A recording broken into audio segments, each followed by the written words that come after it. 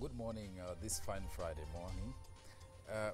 After a long time, the United Democratic Forum, UDF, is back in the news.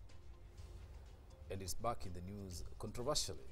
This week, they suspended the acting chairman, Hassan Osman, who has refused to leave office, opening a new chapter in the UDF politics, which has been, so to speak, quiet.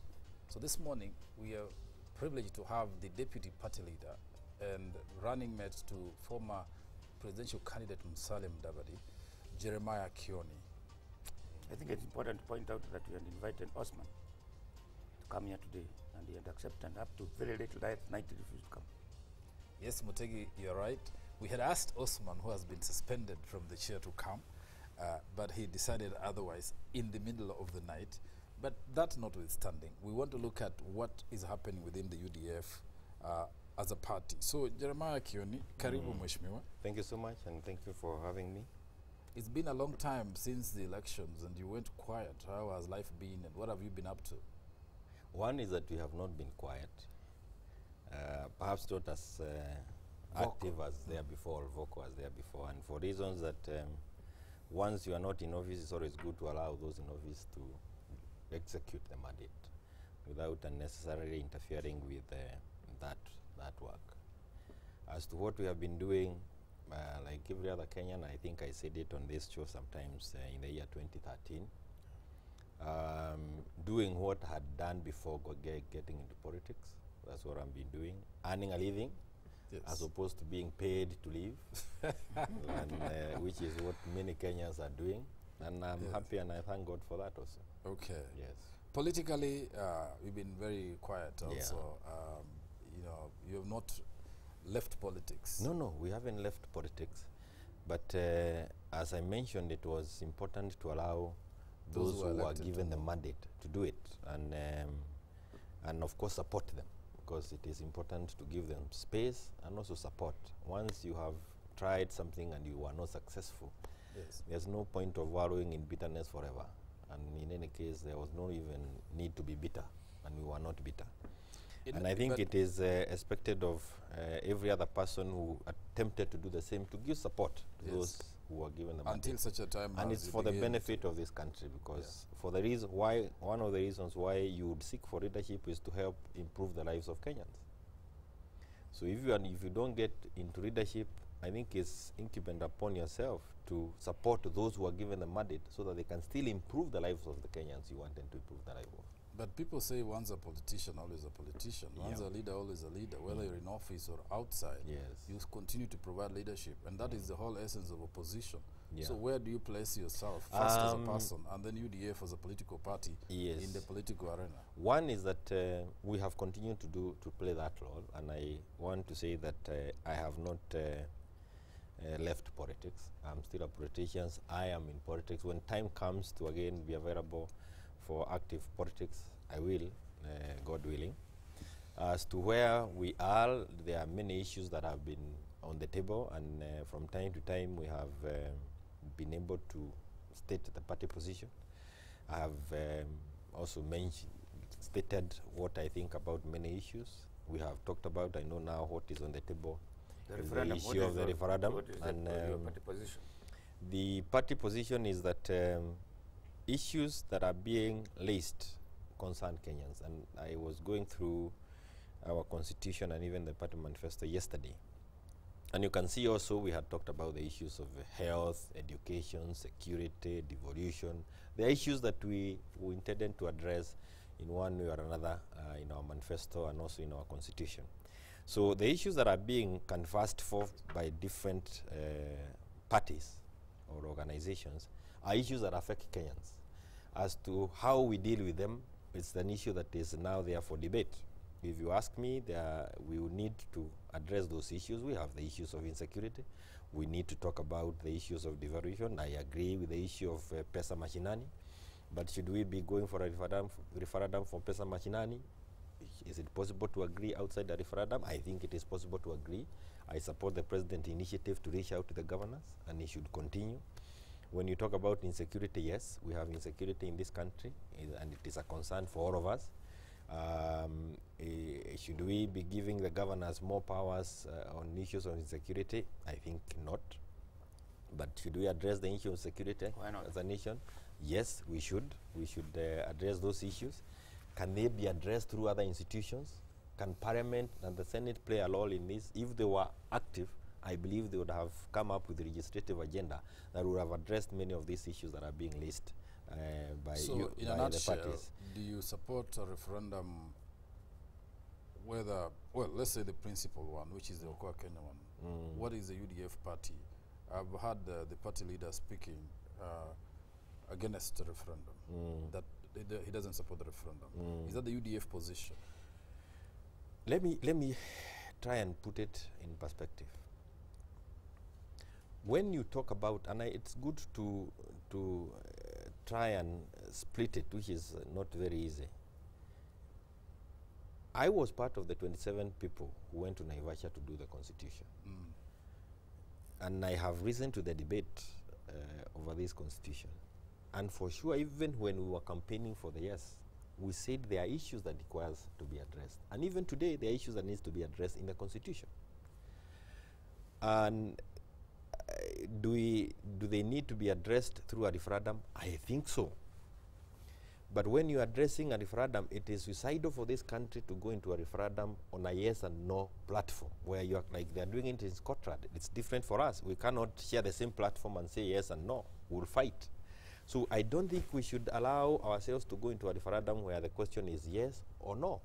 We should try and agree on those issues way, way before, so that as we go to the referendum, we are only going to validate and make sure that we have the constitution changes. If you ask me, given that background, the issues that are being confessed affect Kenyans across the board. And if we cannot be able to deal with them now, and I think we should be able to deal with them through dialogue, through legislative processes, and I support the President's initiative to reach out. Even when he started at Madaraka Day, I think it was June 1, when he said he embraces dialogue. All of us should have encouraged him to move with the dialogue route instead of discouraging him. But I think this is not the ideal time for us to do a referendum. There is an opening in the Constitution. And when we created the CIC, the Constitutional Implementation Committee, we said at the end of their term they should be able to do a report and say we have implemented, we have not been able to implement, we need changes here. On the basis of that, that can inform a debate on how, and all the other issues are now being confessed. We can then, it should inform a debate as how do we then carry on? What are the possible provisions? And then take it to the people, not to divide people. Any referendum that will end this country polarized as a party, we will not support it. But and that is a position that we are saying as it is now. Ideal time be? I mean, it's not time. CIC term comes to an end, I think, sometimes next year. 2015, yes. 2015. They expect they should be filing a report. And that then should inform the country on the way to go forward. If you ask me, do we need is that time mass? Because I still think, yeah, that's a bit. Then that means basically you not have a referendum before 2017. I think it's not advisable to have an election. It's not advisable for the country to go into a referendum before 2017. One, we have something to run from 2005. We had a referendum that, and the paralysis that happened 2005 ended us in a very chaotic situation in 2007. So it is important that we address this issue, in my opinion, immediately after the elections of 2017. Of course, we will need people who have the national good in mind to guide this position. Not to say that the ones who are doing it don't have the national good in mind, but if you ask me, the timing is not right, and that is why that seems to be a very fresh, different perspective we are bringing on board. But why are you not articulate? Why are you not propagating this view? Out here. Why haven't you been covering me, David? No, you have not. And called that's why I thank you. I thank you for this opportunity. No, politicians don't have to be called to a TV show. I mean, you have platforms out there to call. Yes, I would say that I have done it. Maybe I have not come to the national limelight to say it, but this is a position we have held. But that again is your position, not the UDF It is the UDF position. That is the UDF position. That's the UDF position. Obviously, UDF has many methods of putting this out. Why is it quiet or sitting on the fence? Last week we had a press conference. We called at Pan Africa Hotel, and we addressed the same issue. We had another press conference at up at Kalen, Handi, when you had a function there, and we did articulate this issue. But it is important to know that it takes time for the issues to come and they start being taken circulating. by the, yes. Okay. But that is all right. Let's assume that is the position well articulated. And I this want morning. to tell you not to assume, to take it that is the position. Okay. Let's hope that it will not be diluted by another statement in a funeral or another public rally, which is what we are seeing. Different positions articulated by your party members. As the deputy party leader, I think that becomes the position, and that's the position that the party leader has articulated. Of course, when people go to talk about it in funerals and in different environment, they can use different words. But ideally, that's the direction. You said you support the president's move to talk to the governors. Yes, I do. A lot of people think we are in this referendum quagmire because the president refused dialogue with ODM. I don't think the president refused dialogue. I think the president was not supported to carry on with the dialogue route because he did. He's the chief executive. He did mention it during Madaraka Day. Yes. And thereafter we saw utterances of people saying. Not people. The deputy president they disagreed. I haven't mentioned that, but you have mentioned. But it is on record. I think, well, I have no reason to disagree with what is on record. But what I'm trying to bring out, it was incumbent upon all of us to try and bring that together, to encourage the president to reach out, because he's the president. Yeah, but the thing is this, Mr. Kioni, as you know what they say about when good people keep quiet, they either are in support of evil or they let evil persist. So if you have this, you are saying there's need to support the president on that route, and you have not done it. We have done it. Of what good is your good? I have done it. I'm doing it now, so I think it is not too late. Okay. And I think right, we so still need to encourage him even. We will give you more forums. Yes, I will be available. By the way, I drove from Nyahururu all the way to come and be here. I didn't know Osman had backed out. I wanted us to be together with him. All right. Let's move on to the UDF issues. Yes. So, meeting was held this week. Was it the National Executive Council meeting, or because it's reported as a parliamentary group meeting that you held, and then you recommended or suspended the chairperson, interim chairman, Hassan Osman. What was the reason for that decision? Allow me, David, to go back a bit and first of all appreciate and thank our former interim chair, Osman, because you remember we went to elections after a very short time, and we were in running for the presidential elections, and out of which we may not have very many votes compared to those who won, and even the chord that came number 2. But there are a couple of things that we needed to appreciate that came out of that. One is that, in my opinion, is that we avoided a runoff. Whether you like it or you don't like it, our being there saved this country a runoff. And the dangers of runoff is paralysis. That is very dangerous when you have one against the other. We eventually get there as a country, but where we are is that it becomes very violent. But also, on the flip side also, we saved the country. Can I just go to the third one and come back to 2? Yeah. On the flip side, we have we saved the country the 6 billion shillings, not alone, but our being there. And we can be able to say the 6 billion shillings which gave birth to Uwezo. Again, a credit to those in power because they allowed the money to go back and benefit the ones who would have spent it. And I say this because I know, David, you not say it on my behalf. Yes, you're here, please propagate it as best you can, because I'm incapable. Yeah. So I think those are things that happened because we had we were there, and again, even the interim chair then also had a lot to play in ensuring that the party had that. I know you are telling me to go back to number 2, where I'm talked about polarization. You know, we have, though you are accusing us for not having been let me maybe put it so that you can respond to it properly. Yes. You allege that you are, being there as a third force or running, and the votes you got avoided a runoff, which was a good thing for the country. How is that? Now, one is that we were not there as a third force. we wouldn't ended up being third. You ended up being third. But we were there having offered ourselves and having a clear mind as to what we thought would have done. Yeah. But this country, and we at UDF, and those of us who are with UDF, believe in politics of moderation, if possible. It's not the easiest of things to achieve in this country.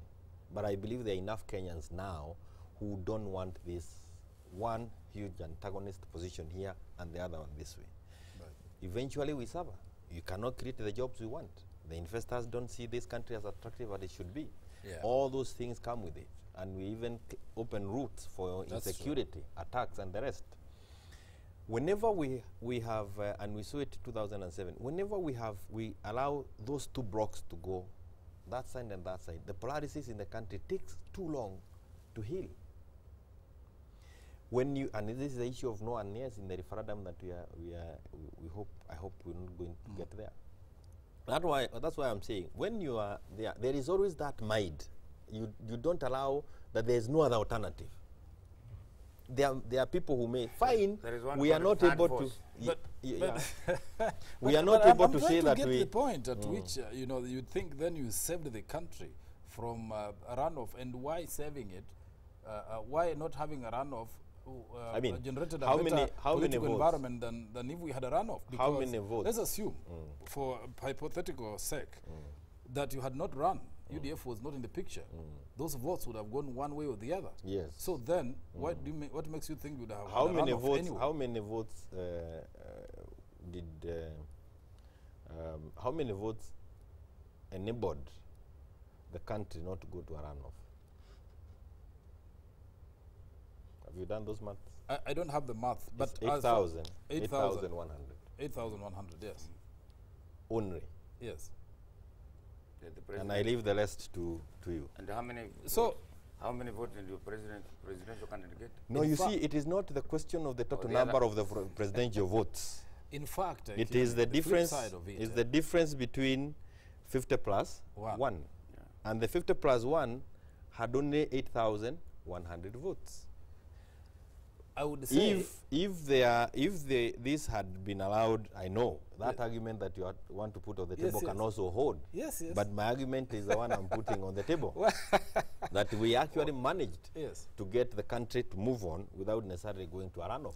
Perhaps if the petition... that argument, I must say it, is that in fact, if you had not run, those votes would have gone to one candidate, presumably. Yes. Okay? Yes. That then would have erased the small difference of the 8,000 that you are saying that brought the country so close to a disputed election. Yes. So in fact, I don't find merit in your claim that saved the country. In fact, the other argument would be it brought the country to a conflict. Yeah. Yes, I think, and it is an argument that you can push and I can push mine. Okay. It's really something that we can continue arguing on. Yes. That to me. Okay. And I can also tell you that immediately thereafter we had an opportunity to meet the representative of foreign mission in the country. Yes. And they were asking us many questions. I don't need to go into them. But I want to tell you that one of the other things that was clear to us, and we put it on the table, is that given where we are coming from 2007, yes, however difficult it is to move on in a given direction, it is important that we do everything possible to ensure that we have a peaceful election. Right. How we contributed to it, again, is something that you'd want to debate with me, David. Yes. But there we are. I think we also contributed to having a peaceful environment. I will leave it to the viewers and everybody's judgment on whether indeed it was helpful or not. But since the elections, you say you have had meetings. Yes. NEC. Yes, we have had very many NEC meetings as a party. Why is it? Why is it you? All of you are interim. Why can't you because like every other party, you remember the constitution came into place 2010. The Political Parties Act was being amended even towards the end of towards the end of 10th Parliament, and IEBC regulations were being changed from time to time. It was not possible for any party to hold elections after the promulgation of our new constitution.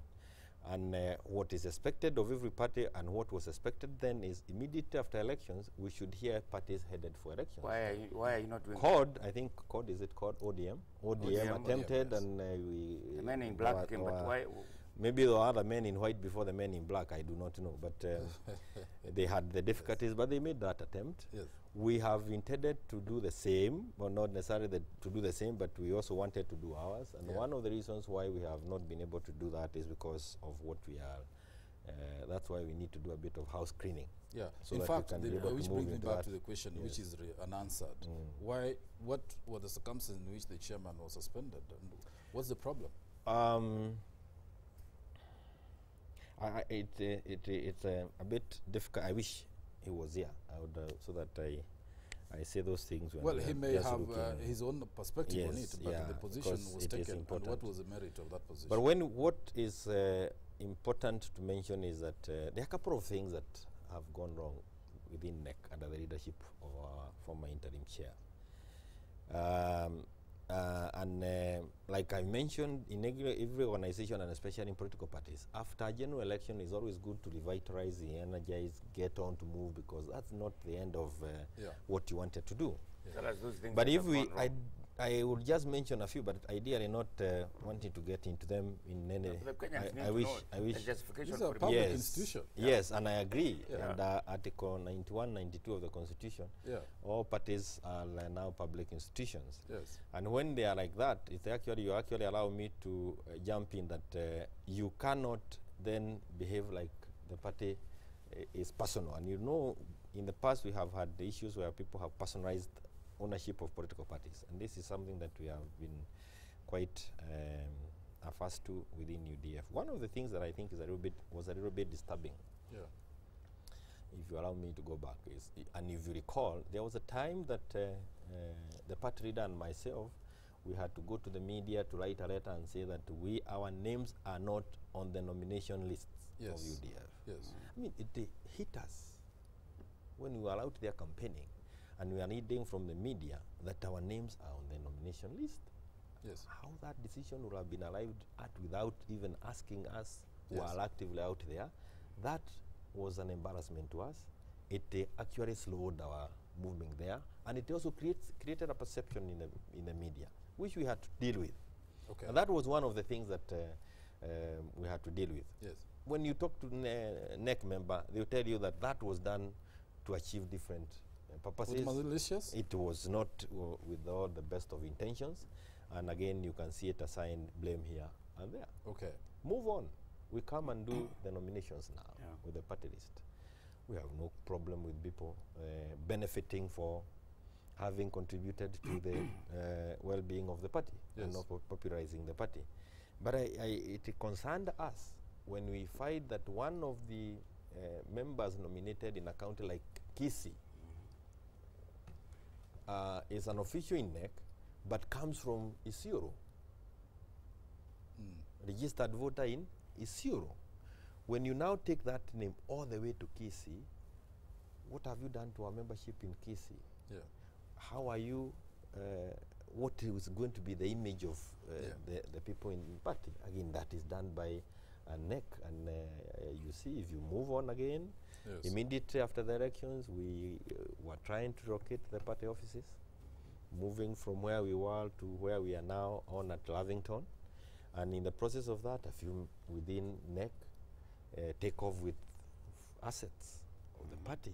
I mean, some party assets have been lost in the process. It was taken to the police. Yeah. That issue is with the police, but eventually, again, we were able to recover most of the assets. I think some of the things are not still with the party. NEC is the people who are doing this. Still some of them within the NEC. The accusations that the chairman. If you allow me to just move on, is that then we have like those retreats we have had, PG retreats with members of NEC, members of NDC, and members of the National Governing Council. They make resolutions as to how can we revitalize the party without wasting time. We receive reports from institutions like Oslo Center, NDI. How are we performing as a nation? What do we need to do if we want to continue being relevant? These resolutions are taken to the NEC organ. Yes, nothing done. And you can take this that for the last 2 years, even signing of NEC minutes, the only minutes signed are the ones with resolutions going to the register of political parties. And we can go on, and I feel a bit constrained because he is not here. You know, but it's not you accusing him. These are things I don't which like happen. it. I would be happy. You're only bringing the record of what you faced. It's not a personal attack. Yes, I mean the other day we had donors who came, and we thank every person who has helped us to grow the party. We had issues of reblooding, and there was obstacles being thrown all over. And they wanted to help the Women League.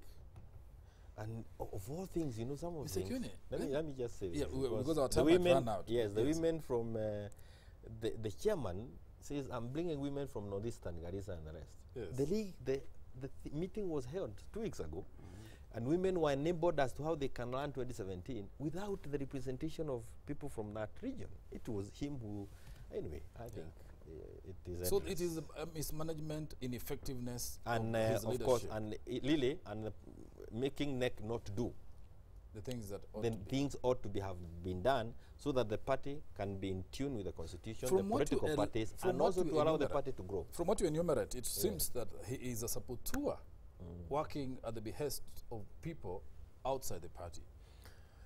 Well, I don't know whether you have heard it a little bit, because now, let me see something that happened which was very strange to us. In Centrium, the last retreat we had towards the end of August beginning, there were issues that needed to be, how do we move on with the reblooding of the party? And one of the things that was done was unbelievable. In the midst of the agreements and disagreements, the chairman says, give me a minute to go and consult. And walks out of the room to make a call. And everybody asked, who is he consulting? Was the party leader in the house? I was not in Centrium myself, yes, I was out in Arusha, but he never called me if it was a consultation. So who is this other person he was consulting? And you don't want to go beyond there. I mean, but it tells much about the history of your party, because from the very beginning it was said that party was formed by outside people.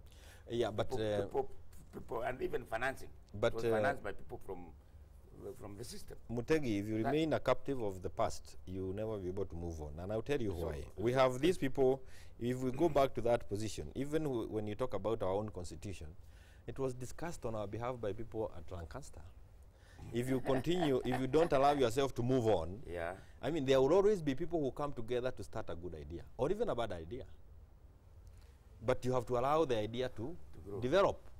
So I don't want to get engaged into that debate, because you and I have been. To what extent, Kioni, do the owners or founders of the party, UDF, have control over it now? This institution, this party is run by the institutions, the organs with it. It has nothing like owners and founders. There is no organ within the party structure called the owners or founders. So that is a debate that will continue. But do you appreciate, elsewhere. I mean, even from your own explanation, that when the chairman went out to make a call, he was calling people who are outside the sitting or institutions of the party. Because everyone was there. Meaning that people who are still pulling the levers but of the party. Who tells you that the pullers and pushers of the party he may have been calling are not the men in white and the men in black?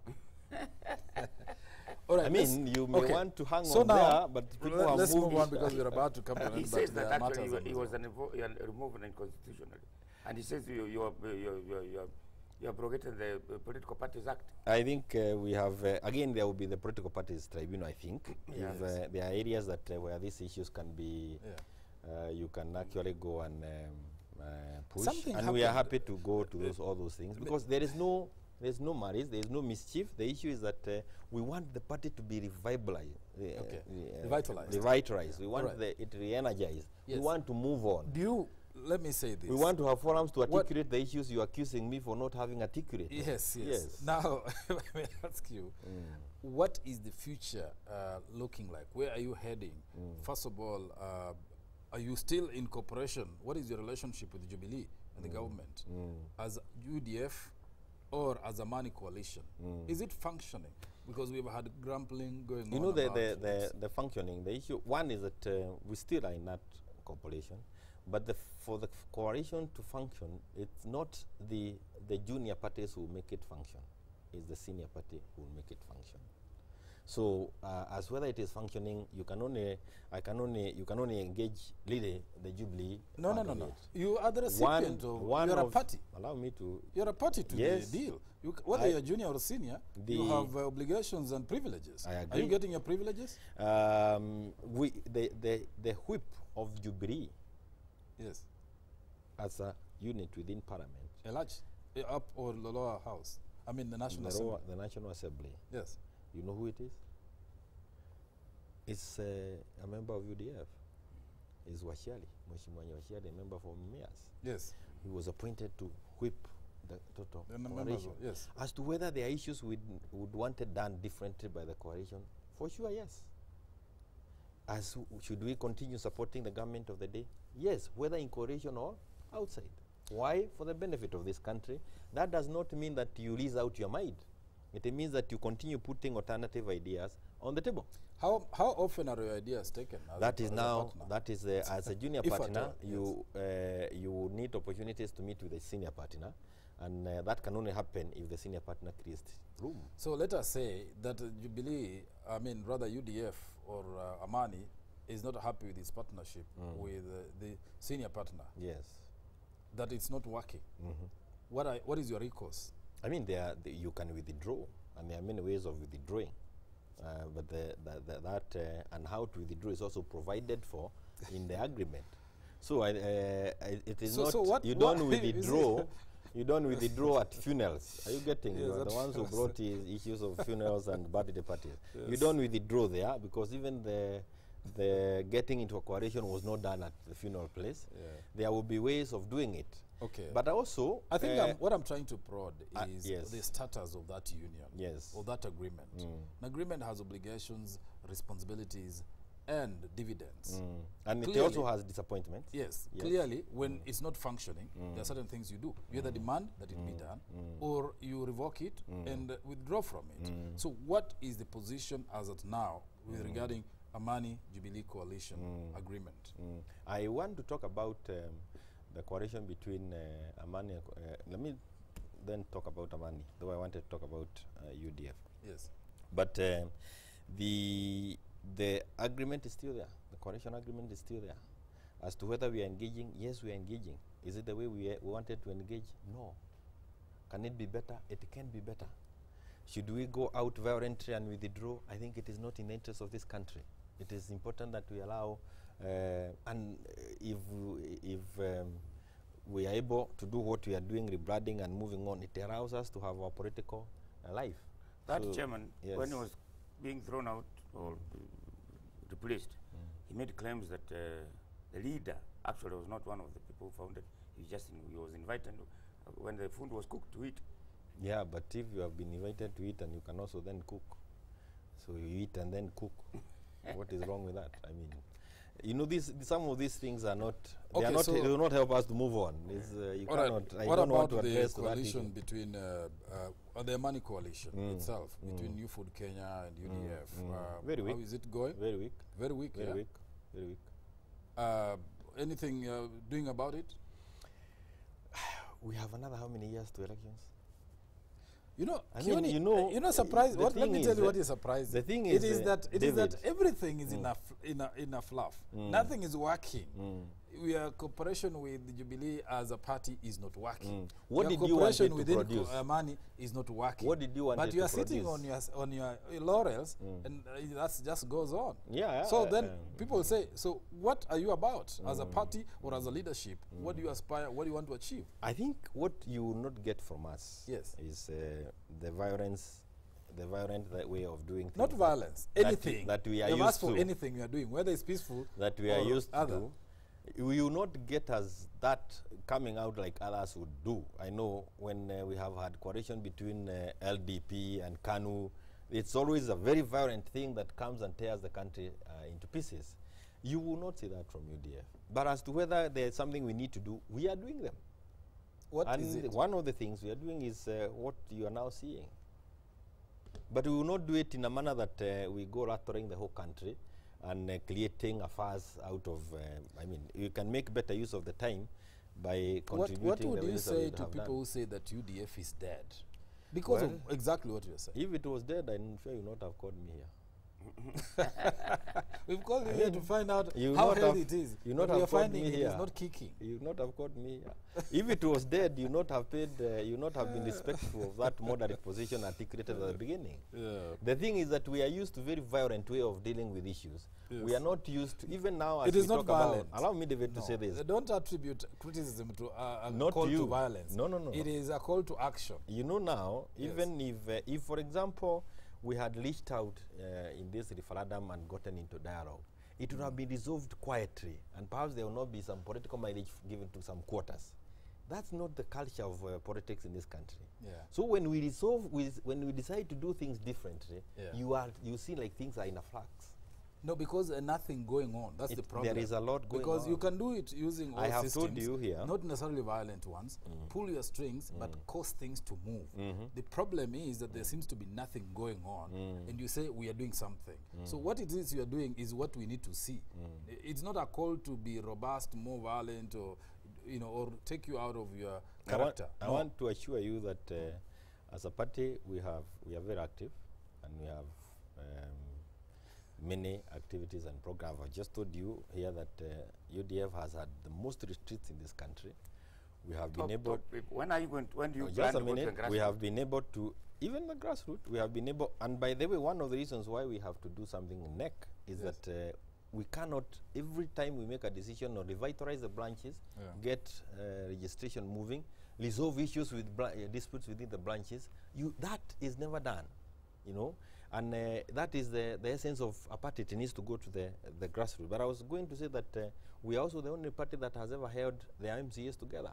All of them in the country, we put them together and decided on what to do. And one of the things that also cost our chair, the leadership, former interim chair, is that we were at Ramu and we agreed that this party needs to become more inclusive by bringing members of the county assembly on board into NEC so that they can inform NEC. And he chaired the meeting in Lamu. When we come to implementing at NEC, he refuses even to sign the minutes or even to have the issue on agenda. We say we want the MPs on board. NEC, no, we can't have that. We want the senators on board. So that inactivity, while as I agree we should have done more, but a little bit of that inactivity has a lot to do with the dormancy of NEC. Some of the NEC members showed up after 2 years. The last time we were seeing them was before elections. Those people you nominated. There is some. You wanted me to say something. There is some 13.5 million shillings which was paid in form of nomination fees. Yes. We are not saying it has been misused, but it's upon NEC to call for the proper accounting and to demonstrate how was the money spent. What is telling is that we had elections on the 4th of March 2013. On 12th of March 2013, the account was clean. I mean, some of these things, and they could have been to go and pay agents. The problem is, but we what need what is the role of the party leadership? You are the deputy party leader. Is the party leader Musalia Mudavadi? All these things are happening.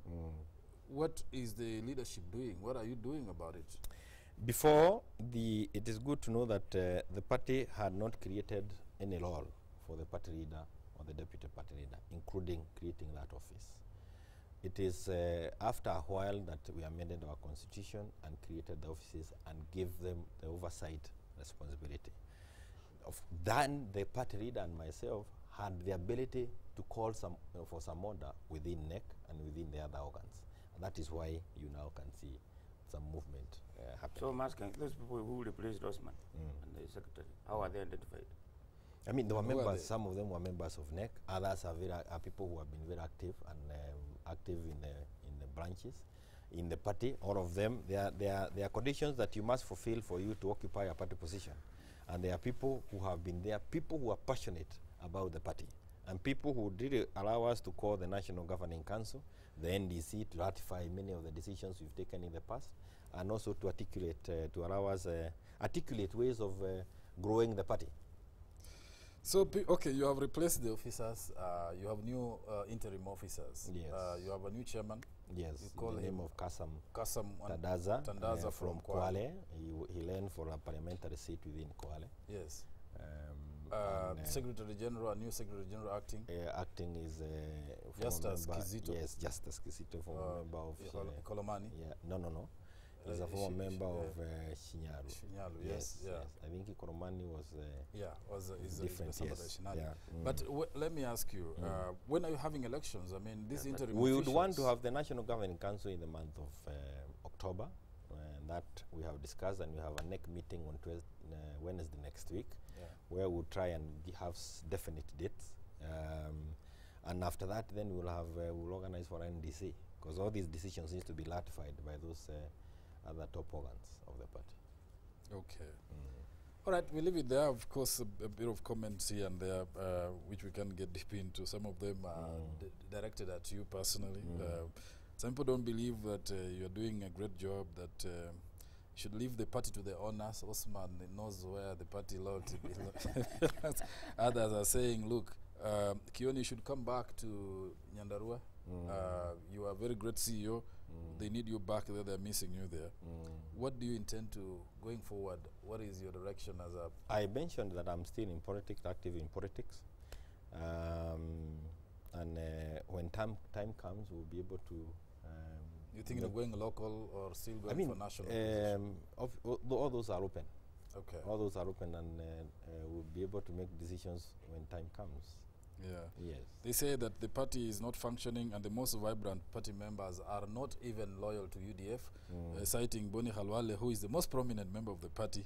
Yeah. And he's not singing UDF. But he's good in dancing, and we can't compete in that dancing. We don't want to... he's active, Boni is vibrant, but you'd want to know that the other day he declared his interest to run for the party leadership once the elections are called. He is the fully paid up member of UDF. But as to whether... acting contrary to what you have interest. Not quite... there's nothing you are doing about it. Not quite contrary to UDF in the sense... he's in court. If he was in court and he's supposed to be in Amman, and he has paid his full fees and he is declaring interest, songs wearing uniform of UDF and playing for... How come you're not with we will not... when time comes, when issues are real issues, you know, if you try and hold what Boni has, other than what he did, and we implemented him publicly, and we also told him, is that you can do the dances, but don't insult the presidency. Which all boils down to the fact that this party can't act, can't do, is quiet. It can't instill discipline among its members. All the parties, for example, Jubilee doesn't want its governors to say referendum, to be pro-referendum, because the party position is anti-referendum. CORD has whipped its members, saying, we are referendum, you're not with us. Here is the only party member in Amani who is singing... What we cannot do, and that is no problem. What we cannot do, and I think is not good, is every time you allow the culture of intolerance to the levels that we have seen to take center stage, you get even the country into trouble. And intolerance, we saw it in Kanu. You dare mention anything, we are expelling you. Right. When we came, and I can mention to you that when you talk about founders and the rest, if there is anything like that, I don't know where people would be, because the first letter on this paper, I was there when we were putting it down. Okay. So that's why I don't like addressing the myths. This party belongs elsewhere, blah, blah, blah. We can give you a big story about it. Okay. And I can tell you that one of the things we are even grappling with is, should we even have an issue of expelling a member from a party? Yes. And we said, no, this issue of expelling somebody because he has voiced something different from yourself is different. As to whether you can give you responsibility to guide the party, totally different. And that is what that is one of the things that we have seen with the party chairman. The aspect of disrespect is there.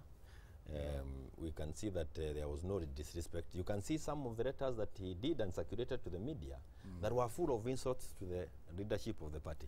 Those kind of things are things we cannot allow. But as to whether we should expel him, no. As to whether we can entrust with the leadership of the party, again, no, we can't. We need to move on. All right. Well, that is the status review of UDF. Everything is okay. Deputy Party Leader Jeremiah Kioni was our guest this morning. He says things are fine within UDF. We are very fine. Nothing to worry about. Believe him. Thank you for watching Power Breakfast. Thank you.